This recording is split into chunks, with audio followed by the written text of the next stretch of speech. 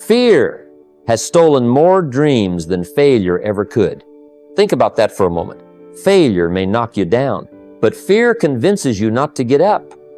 Failure is honest. It teaches, it refines, it reveals, but fear is deceptive. It whispers, don't try, don't risk, don't hope. And the tragedy? Most people listen. Now here's the secret the wealthy understand. It's not failure that ruins people. It's the fear of it. The rich have learned to treat failure like feedback, not a finish line. They expect it. They prepare for it. And when it shows up, they study it, like a scientist studies a breakthrough hidden inside the mess. So today, I will teach you how to transform every setback into strategy, how to build the discipline to try again, smarter, not bitter. You'll discover how the right questions after a failure can reveal the next door of success. And by the time we're finished, my goal is simple, that you no longer fear failure, but welcome it as a companion on your journey to wealth, not as something to run from, but something to learn through. Let's begin. Let me share something I've learned through experience, through both bitter lessons and rewarding victories. Success is not built on perfection. It's built on the kind of failure that doesn't break you, but builds you. The wealthy understand this. They don't fear failure, they train under it. Each fall is part of their preparation for bigger things, bigger challenges, bigger responsibilities, and yes, bigger rewards. See, emotional toughness doesn't come from comfort. It comes from being tested. It comes from standing in front of something that could break you and refusing to let it. Most people don't fail because they lack talent. They fail because they can't handle the weight of temporary defeat. They crumble under embarrassment or fear what people will think or give up after one misstep. But those who go on to succeed, and not just succeed, but succeed wildly, they treat failure like a teacher, not a thief. They don't flinch when they fall. They reflect. I remember a time early in my business career when a venture I had put everything into flopped completely. The marketing was wrong, the timing was off, and the partnerships I'd chosen weren't aligned with my values. For a moment, I felt like disappearing. That's what the poor mindset whispers: disappear, deflect, deny. But I resisted the urge to run emotionally. I didn't complain, didn't point fingers. I did what I always advise now. I took a pen, a journal, and 30 minutes of silence. I called it a personal board meeting, just me, my failure, and my facts. I asked questions like an auditor, not an emotional wreck. What decision did I make? What signals did I ignore? What patterns do I notice? That session became the blueprint for my next success. Because once you document failure like a scientist, you stop fearing it like a child. The poor mindset panics, then hides. The wealthy mindset pauses, then plans. There's a critical difference. When failure comes, and it will, your first instinct will try to take you into panic, self-blame, or even guilt. That's emotional reflex. But success isn't emotional, it's strategic. Practice this. The next time you experience failure, schedule a 30-minute debrief session. Treat it like a financial report. You don't weep over your expense sheet, you analyze it. Do the same with your setbacks. Write down what happened, what could have been done differently, and what you'll change moving forward. Do it while it's fresh. Do it before the story grows distorted. And do it with the cool discipline of someone who expects to win next time because they learned this time. Failure builds emotional endurance, the ability to carry weight, not just wish for reward. If you plan to grow wealthy, you must grow sturdy. Bigger money comes with bigger decisions, bigger risk, and bigger disappointments. You'll lose deals. You'll miscalculate investments. You'll trust the wrong person. You'll launch a product that flops. But every one of those moments is a workout for your emotional muscle if you let it be. The stronger your emotions, the more you can endure. And the more you can endure, the more ground you can cover. The wealthy don't seek pain, but they don't avoid it either. They use it. They repurpose discomfort into clarity. Instead of curling into self-pity, they extract insight. Instead of seeing failure as a sign to stop, they see it as a signal to adjust. The poor mindset says, "Why me?" The rich mindset asks, "What now?" The truth is, you'll never outgrow failure, but you can outgrow the way you react to it. The poor want protection. The wealthy want preparation. Learn to respond to setbacks with maturity, and your wealth will begin to reflect it. Not because money avoids mistakes, but because wealth belongs to those who make better decisions after them. So start practicing today. Think like an accountant, not a victim. Treat failure like data, not doom. Your emotions aren't bad, they just need direction. Aim them at growth, not guilt. And with every failure you face this way, you're not getting weaker, you're getting wealthier. Let me tell you something I wish someone had told me earlier in life. The pain of failure is wasted if you don't write it down. If you're serious about wealth, not just income, not just survival, but long-term, sustainable, responsible wealth, then you need a system for turning setbacks into strategy. The wealthy don't just experience failure like everyone else. They record it, they review it, they study it like a textbook, because they understand that every mistake, every loss, every misstep contains the seed of future profit, but only if you capture the lesson while it's fresh. Let me tell you what I do. I keep what I call a failure journal. It's not fancy, just a notebook or even a folder on your laptop, but its value beyond measure. After every financial misstep, and I've had plenty I write, not paragraphs of venting or pages of frustration. I write with structure, with intention, like an investigator at the scene of a fire. I ask 3 questions every time. What happened? Why did it happen? And what will I do differently next time? Let's say you made a poor investment you bought into a course, or a piece of software, or a stock, based on emotion or hype, and it didn't pan out. Don't just chalk it up to bad luck.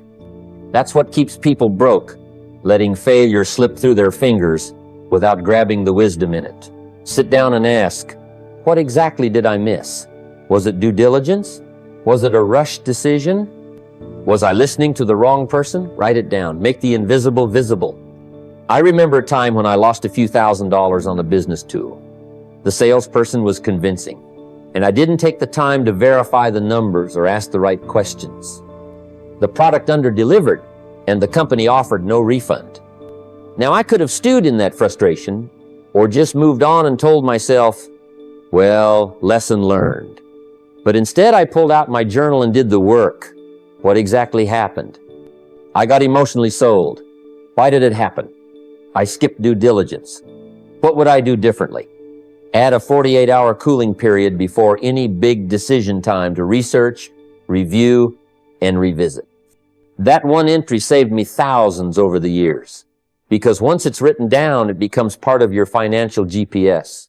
You stop navigating blindly and start building a map. That's what the wealthy do. They don't just move on, they move forward, informed. The poor make emotional decisions and bear the consequences. The rich make structured decisions and document the consequences. It's not about being perfect, it's about being prepared. You can use your failure journal for all kinds of moments, bad spending choices, missed deadlines, failed deals, lost clients. Don't just remember them vaguely. Archive them. Why? Because your memory fades, but your patterns repeat. If you don't write it down, you're almost guaranteed to repeat it. But if you do, you start to recognize warning signs, recurring behavior, and emotional triggers.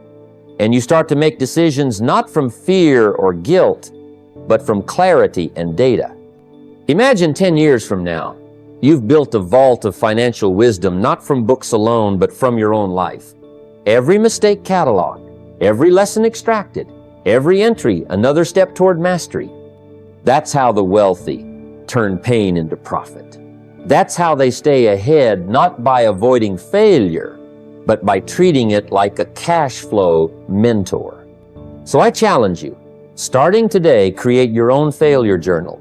You don't need the perfect notebook, just a commitment to capture what most people try to forget. After every financial disappointment, Take 15 minutes. Write what happened, why it happened, and what you'll do better. If you make that a habit, you'll stop fearing failure and start profiting from it. And when others repeat their mistakes, you'll repeat your profits. One of the smartest things I ever learned about money and about life is this: never test the depth of a river with both feet. Yet I see people do it all the time, especially when they're eager to escape financial pressure. They go all in on one big idea, one stock tip, one business deal they heard from a friend at a dinner table. They risk the house, the savings, the reputation, and then wonder why it all collapsed like a house of cards. The truth is, wealth isn't built by reckless leaps. It's built by strategic steps. The wealthy don't gamble, they test. They create what I call a try small, fail small system. This principle changed everything for me. Early in my career, I thought success came by thinking big and betting big. So I put a large sum into a business idea based on a single conversation and a gut feeling. It failed not because the idea was wrong, but because I had no system of testing it before scaling it. I didn't try small. I dove in with both feet, and it took me years to recover. From that point on, I adopted a new philosophy. Test with $100 before you risk $10,000. Test with 10 customers before you build a warehouse. Test with a few hours a week before quitting your job. Smart failure is strategic failure. The wealthy understand this. When they have an idea, they don't throw everything at it right away. They break it down into a pilot test, a sample, a prototype, a survey, a soft launch. They ask, will people respond to this? Will this solve a real problem? Can I prove the concept with minimal risk? If the answer is yes, then they scale. If the answer is no, they walk away with a lesson instead of a loss. Think of this like testing a recipe. You don't cook it for 100 guests the first time. You try it once on a quiet evening. You tweak the ingredients, you adjust the temperature, and when it finally tastes just right, that's when you invite people to the banquet. Building wealth is no different. You're testing how ideas perform in real conditions. You're refining your recipe for success before you serve it to the world. Now, some people say, well, doesn't testing slow me down? Number testing saves you from disasters. That would slow you down far more. Trying small gives you feedback, and feedback is a shortcut. I once advised a young man who wanted to start a high-end clothing line. He had a loan ready and was about to order thousands of dollars in inventory. I told him, start by selling 10 shirts online. No loan, just sell 10. He did. It took him a month. He learned about marketing, pricing, delivery delays, customer feedback, all with a $200 investment. And now, 2 years later, he has a thriving business. Why? Because he tested the soil before planting the whole field. This applies not only to business, but also to your habits. Want to start investing? Don't start with thousands. Begin with a few dollars. Try it. Learn the interface. See how you feel when the market moves. You'll gain confidence without putting your future on the line. Want to launch a side hustle? Don't quit your job tomorrow. Try serving one client or selling one product on the weekend. It's not playing small, it's playing smart. Failure becomes expensive only when it's done carelessly. But when it's done on purpose in a controlled, thoughtful, low-risk way, it becomes the most affordable education you can buy. The rich don't fear failure because they rarely allow it to grow out of proportion. They keep it small, measurable, and instructional.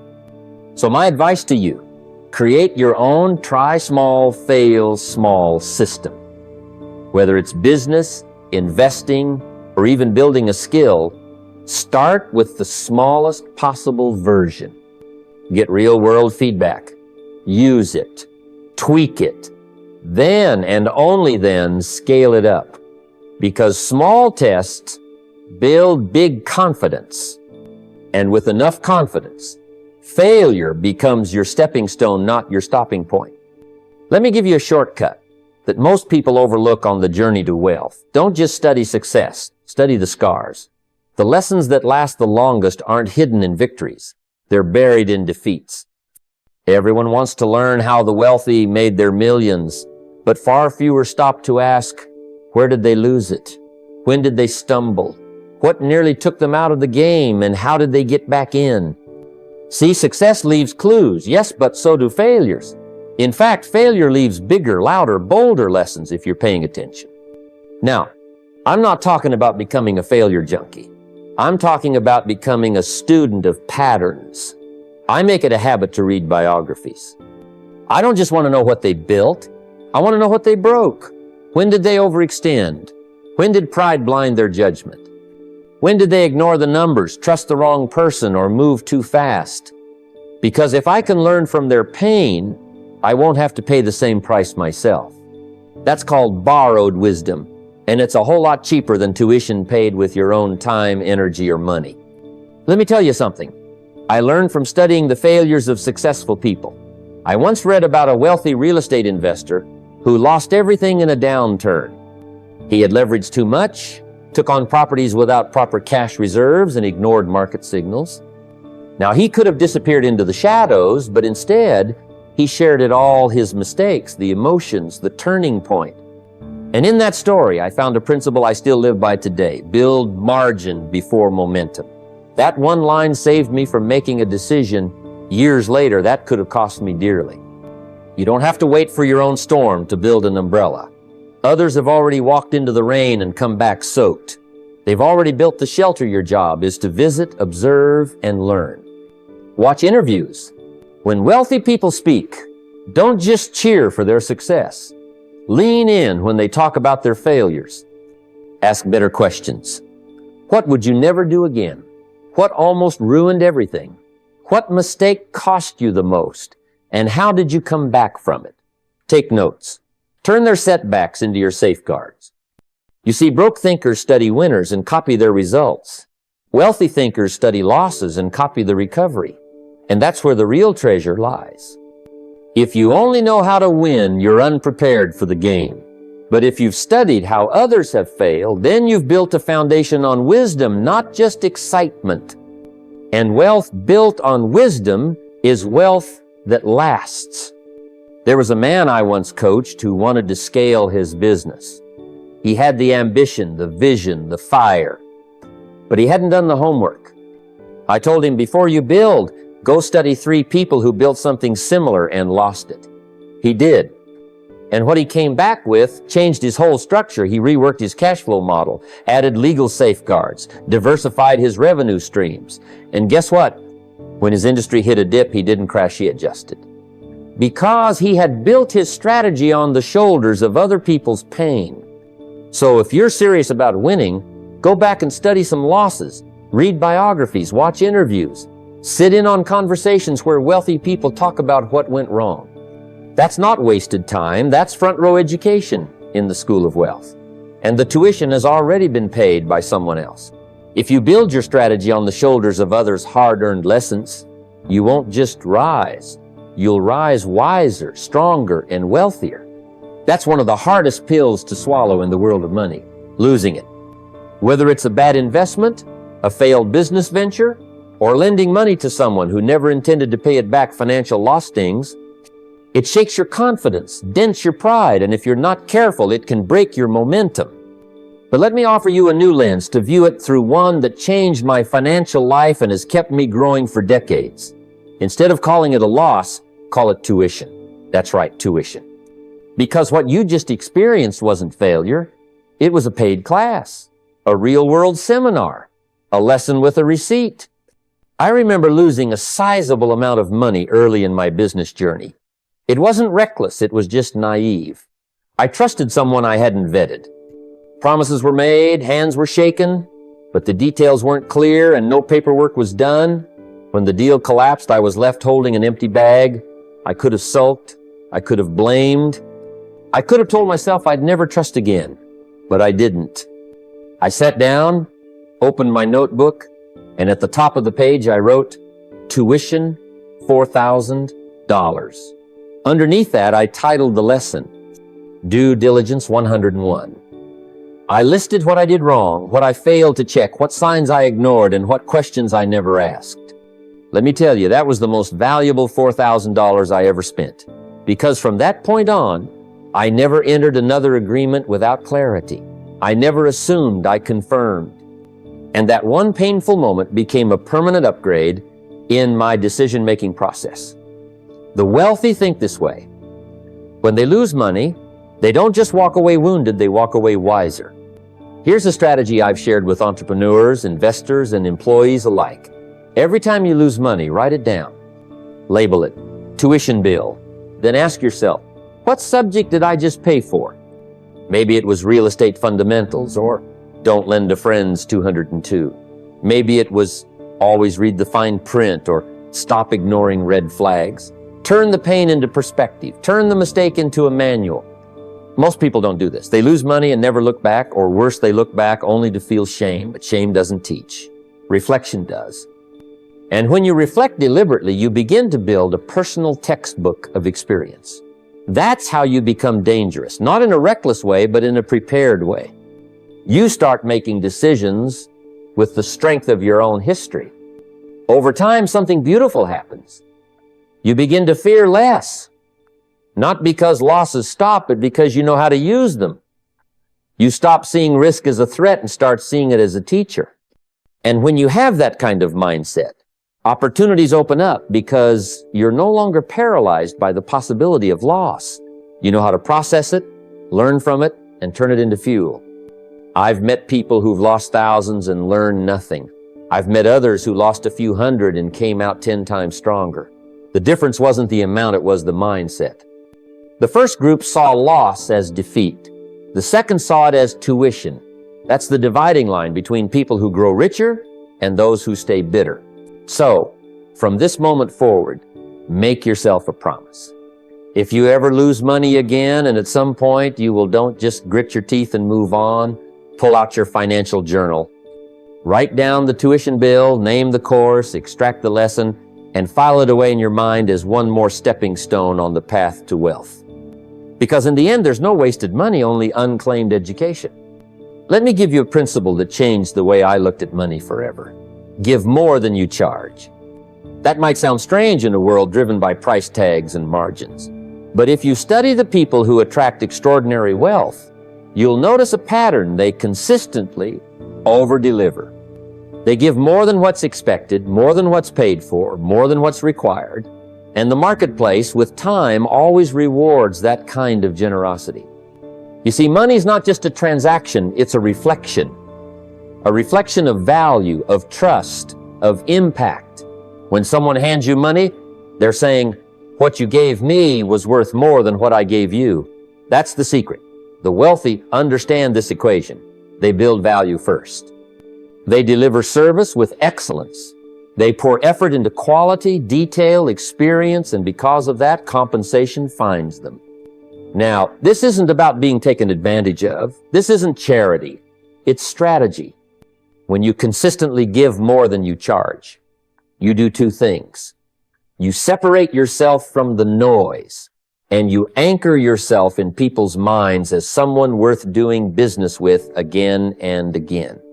People remember how you made them feel. They remember when something exceeded their expectations. That memory turns into referrals. That memory turns into loyalty. That memory becomes your silent marketing department. I remember when I was just starting out, selling products and ideas, trying to make something happen. And a mentor once said to me, don't aim to make a sale, aim to make an impression. I took that to heart. If I gave a seminar, I stayed afterward to answer every question. If someone bought a course, I'd send them a handwritten note, little things, small extras. They didn't cost me much, but they told people something powerful. You matter more than the money. And over time, something remarkable happened. People started calling me, not just because of what I sold, but because of how I served. I wasn't just in business, I was in value creation. And when you make that shift, everything changes. The doors open wider. The conversations become easier. You don't chase opportunity. Opportunity starts chasing you. So ask yourself, how can you over-deliver today? If you're an employee, show up 5 minutes early and solve problems your boss hasn't even noticed yet. If you're in sales, surprise your clients with insights that aren't on the invoice. If you're an entrepreneur, ask what extra thing you can build into your offer that makes someone say, I would have paid double for this. That's not fluff, that's leverage. You want to build wealth? Then build value so strong it echoes. Let your service carry a reputation. Let your product carry a story. Let your effort whisper excellence long after you've gone home for the day. When you do that, people start talking about you in rooms you're not even in. They start recommending you, defending you, investing in you. Not because you demanded it, but because you earned it. And the greatest part? Over-delivering doesn't just affect your income, it affects your character. It trains you to see others, to care, to give, without always measuring. That kind of mindset compounds. It spreads into how you lead, how you parent, how you love. You stop asking, what's in it for me? And start asking, how can I make this moment, this project, this life better for others? So never forget this simple rule. Give more than you charge. Let the marketplace be surprised by your generosity, impressed by your consistency, and humbled by your integrity. When that becomes your standard, wealth doesn't just visit, it moves in and makes itself at home. Let me tell you something that may not sound exciting, but it's absolutely transformative. Wealth is not built in grand moments. It's not a lottery ticket. It's not one lucky break or one viral business. It's not some explosion of fortune out of nowhere. No, real wealth is hidden in the daily, quiet, uncelebrated acts of discipline, the habits, the routines, the small, seemingly boring things that compound over time until one day they produce something the world calls success, but you'll know it was simply consistency in motion. I've often said motivation is a spark, but discipline is the engine. The wealthy don't wait to feel inspired. They don't negotiate with their feelings every morning. They've built systems, patterns, routines, and they follow them whether they feel like it or not. And that's the great secret. If you want to be rich, don't chase excitement, chase unshakable habits. Let me give you a picture of what this looks like. Imagine someone who sets aside 10% of their income before they spend a dime. Not just 1 month, every month. They track every expense, not because it's glamorous, but because clarity over money creates control over money. They read 10 pages of a good book every day, not because it makes headlines, but because it sharpens their mind for years. They review their goals weekly. They check in on their investments monthly. They think about growth even while others entertain themselves to death. Now, to the outsider, this looks boring. It doesn't trend. It doesn't sparkle. But inside, something incredible is happening. They're rewiring their brain for focus. They're removing emotion from money decisions. They're compounding wisdom. They're mastering restraint. And over time, their discipline starts to grow roots and then fruit. Wealth becomes the natural result of a life lived with intention. Let me share a little moment from my earlier days. When I was broke, my habits were emotional. I'd spend money I hadn't yet earned. I'd skip saving because I thought, what's the point of saving $10? I was always looking for the big break, the one client, the one deal, the one moment that would change everything. But nothing changed until I did. I started small. I read 15 minutes a day, no exceptions. I began to journal my thoughts about money, about discipline, about what I was learning. I created a ritual where every Friday evening I reviewed my finances for 30 minutes, no matter what. At first it felt trivial, but then a month later I felt clarity. A year later I saw progress. And within a few years I had built something solid, not because of one magical decision, but because of dozens of boring ones, repeated faithfully. This is where most people fail. They want fireworks, but wealth is built with bricks, one at a time. If your habits aren't aligned with your goals, your results will never be either. The wealthy understand this. They guard their morning routines. They protect their thinking time. They automate their savings. They learn before they leap. They do the same things over and over because they work. So here's what I challenge you to do. Identify 3 small daily habits that move your financial life forward. Something as simple as writing down what you spend, reading for 15 minutes, or setting aside a fixed amount each week. Make them non-negotiable. Don't wait for inspiration. Make them as natural as brushing your teeth. Because when you do the right things long enough, the wrong things lose their power. Remember this. Wealth is not an event. It's a rhythm. And the drumbeat is daily discipline. The quiet, steady work that no one applauds, but everyone respects once they see the results. Let me tell you something most people miss while chasing wealth. They think in days when they should be thinking in decades. They're trying to win the game of life with a stopwatch, when it was always meant to be played with a calendar. You see, the rule of long-term thinking is one of the quietest yet most powerful secrets behind financial prosperity. The wealthy don't ask, what can I get by Friday? They ask, what will this become in 5 years, 10 years, 20 years? And because of that question, they make different decisions, better decisions. I've watched people sabotage their future for the thrill of now.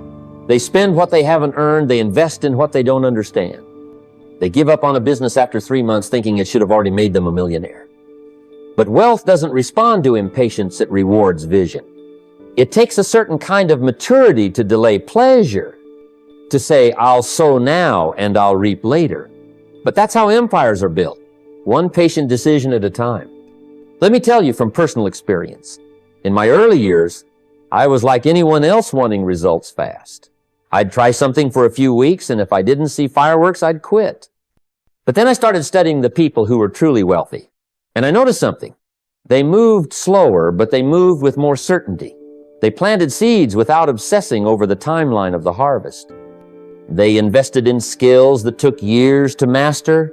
They bought assets that wouldn't pay off today, but would multiply quietly over time. And when I adopted that mindset, everything changed. It's like planting a tree. You don't water it today and expect a forest tomorrow. You water it today and tomorrow and next week and next year without much to show for it. But 10 years later, you're sitting in the shade of a decision you made long ago, and people look at your success and call it lucky. It wasn't luck, it was long-term thinking. That's why I say, don't just chase money, chase direction. If your direction is clear and you're consistent in your action, time becomes your ally. But if you're constantly changing paths, reacting to the market, to emotions, to pressure you stay in motion, but you never make real progress, wealthy people don't just ask, what's profitable today? They ask, what will matter in 10 years that still matters today? And that applies to everything, not just money. Think about relationships. Are you building ones that will support your mission in the long run, or just entertaining those who make you feel good in the moment? Think about your health. Are you living for energy, strength, and clarity in your older years, or just convenience and taste today? The long-term thinker builds stability. They live with a vision beyond today's drama. If you want to break free from financial mediocrity, you've got to zoom out, think in decades, build things that last, develop skills that compound.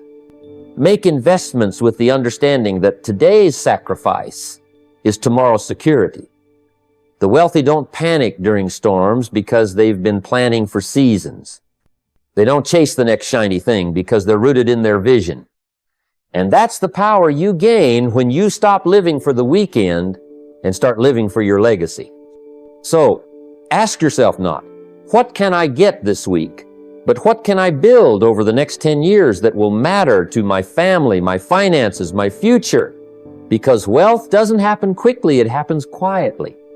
And it always belongs to the ones who think the furthest ahead. Now, as we bring our time together to a close, I want you to pause and really take in what you've heard, because this conversation about wealth, about discipline, about mindset is not just words. It's the framework for changing your life. The seeds of transformation don't come from wishing or hoping or waiting for luck. They come from clarity. They come from intentionality. They come from the daily decisions you make that push you, inch by inch, closer to your destiny. We live in an age where distractions are endless and the noise of confusion is deafening. People chase after the next quick fix, the latest scheme, the shortcut that promises fortune overnight. But here's the truth that most don't want to hear. Wealth is never an accident. It's the result of consistent, purposeful thinking and disciplined action repeated over time. It's about building a foundation so strong that no storm can shake it. And that foundation is you. It starts with your mindset. What you believe about yourself and your potential is the invisible architecture of your entire financial future. If you think like a victim, you will act like a victim, and your results will confirm it. But if you think like a person capable of growth, change, and contribution, your results will follow. It's not magic, it's psychology in motion. I want you to remember that the biggest obstacle to your wealth is not the economy, your background, or even your education. It's your thinking. What you tell yourself every day is far more important than what anyone else says about you. Your mind can be your greatest prison or your greatest liberation. And freedom begins with awareness of your habits, your beliefs, your daily choices. As you've heard today, clarity is the compass. Without clarity, you wander. Without purpose, you drift. But with clear vision and intentional purpose, every step you take has meaning and direction. Write down your vision. Make it plain. Describe exactly what financial freedom looks like to you. Not in vague terms, but in crisp, measurable goals. What amount of money will create security for you? What habits will you develop? What skills will you master? And what legacy will you leave behind? Because wealth is not merely about numbers in a bank account. It's about the life you build, the people you serve, the impact you create. It's about freedom. Freedom of time, freedom of choice, freedom to live on your own terms. And that freedom starts when you take control of your thinking. But knowing what to do and actually doing it are two very different things. That's where discipline comes in. Discipline is the bridge between your goals and your reality. It's easy to dream, but it takes uncommon discipline to follow through every single day. The wealthy understand that success is never a straight line. It's a series of small intentional steps, some forward, some back, but always moving toward the goal. I know from my own journey that the path to wealth is paved with both failures and successes. The difference is in how you respond. Rich people don't fear failure. They welcome it as feedback. Every mistake is a lesson. Every setback is a stepping stone. When you learn to analyze your failures honestly, without blame or shame, you extract wisdom that compounds like interest on an investment. That wisdom shapes your next move and sharpens your strategy. So I challenge you, when failure knocks, don't run or complain. Sit down with it. Ask what it has to teach you. Write it down in your failure journal. Let it be your tuition, your education, your guide. Because the person who learns most from failure is the person who wins. Another truth that often separates the wealthy from the rest is their respect for time. Time is the one capital that can never be replaced. The way you spend your time is a direct reflection of how seriously you take your future. The rich don't fritter time away on distractions or short-lived pleasures.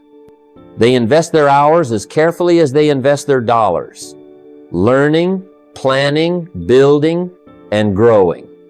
Time compounded with purpose creates exponential results. So I ask you, how are you spending your time? Are your daily activities aligned with your vision, or are you trading precious hours for fleeting entertainment? Build a schedule that honors your dreams.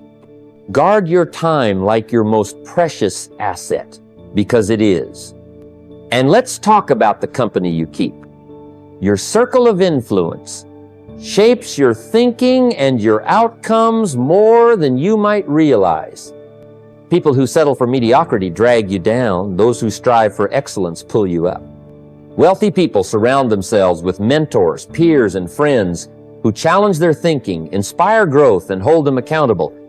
If you want to break free from broke thinking, You must upgrade your associations. The culture of your circle will determine the culture of your success. But the most powerful principle of all is this: take full responsibility for your life. Stop blaming external circumstances, the economy, your upbringing, or luck. The wealthy don't wait for conditions to be perfect. They act despite uncertainty. They say, "Here is what I control, and I will master it." When you own your decisions, your habits, your mindset, you reclaim your power, and with power comes possibility. Now, this is your moment.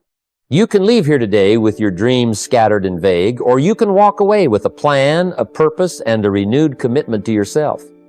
The future belongs to those who prepare for it today. The legacy you want to build starts with the decisions you make right now. So here's my call to action for you. Begin today by writing down your vision. Make it clear, make it bold, make it measurable.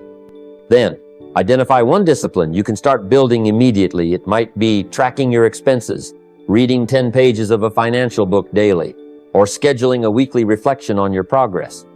Next, evaluate your time and your circle. Where can you improve? What distractions can you cut? Who can you learn from or partner with? Remember, wealth is a marathon, not a sprint. It's the sum of small, consistent efforts repeated over time. Keep going, even when it feels hard. Keep growing, even when progress seems slow. The rewards come to those who are patient and purposeful. In closing, I want you to remember this. Your life and your wealth are reflections of your philosophy.